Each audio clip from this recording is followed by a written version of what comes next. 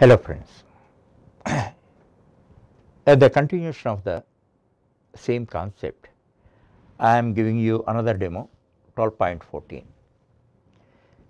As I told you already, if a subclass is to be constructed, the prerequisite is first it superclass or superclasses should be constructed first, because they are the subsets of the subclass. So, first superclasses should be constructed, thereafter subclass should be constructed. For that purpose, what we are doing explicitly in the subclass constructor, at the first line we are using keyword super and calling the superclass constructor.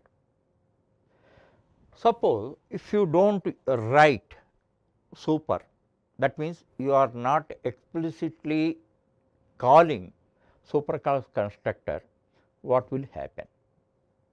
Then in such case, the first line of the constructor is treated as the implicit call for the default constructor of the superclass.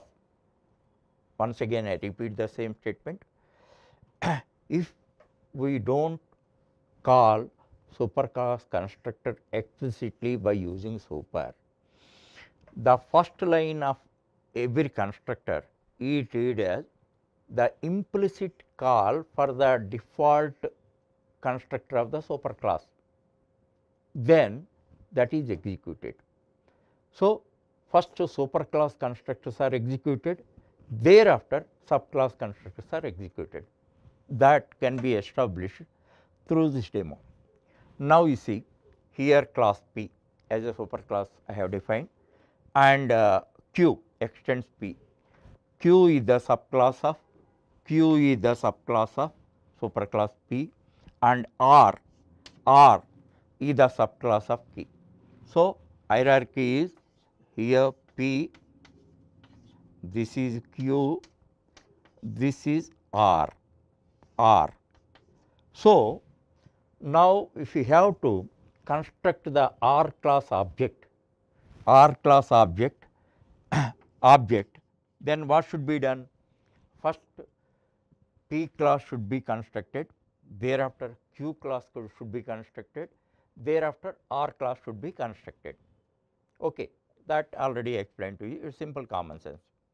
But I am not writing any super keyword here. That means I am not explicitly calling the superclass constructor. In such case, no error will come.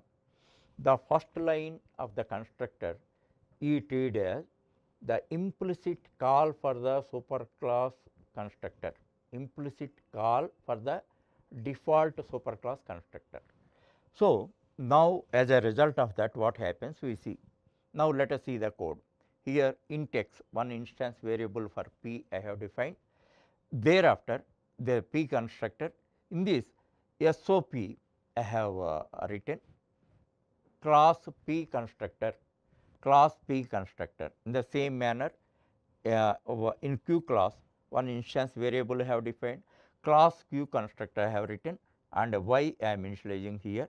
Thereafter R you see, and int z, one instance variable for R I defined, and first class R constructor, for the sake of indication I am writing, and z is equal to 300 I have given. Now, keep it in mind and go to the implementation class. Here R object we are creating.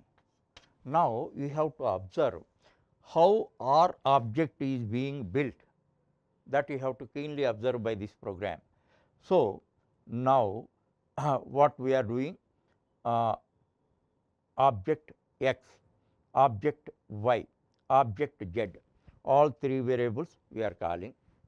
This is x is P class, y belong to Q class, R belong to z. We are building. Now, as a result of that, what is happening? The first line is treated as implicit call for the default constructor of the superclass. That is why how it is executed. The first line is executed. By this you are getting a proof Now, the first line is executed, class P constructor is this. Next, and the first line of the next constructor Q constructor is executed this, and next the third line is this. Okay. The first lines are executed. Thereafter, now you see object dot x 100 is printed, here we have given the value, then object dot y, that is 200 is printed, now z 300 is printed.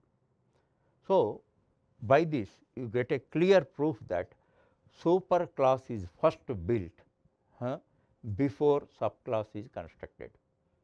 By that you can get the proof.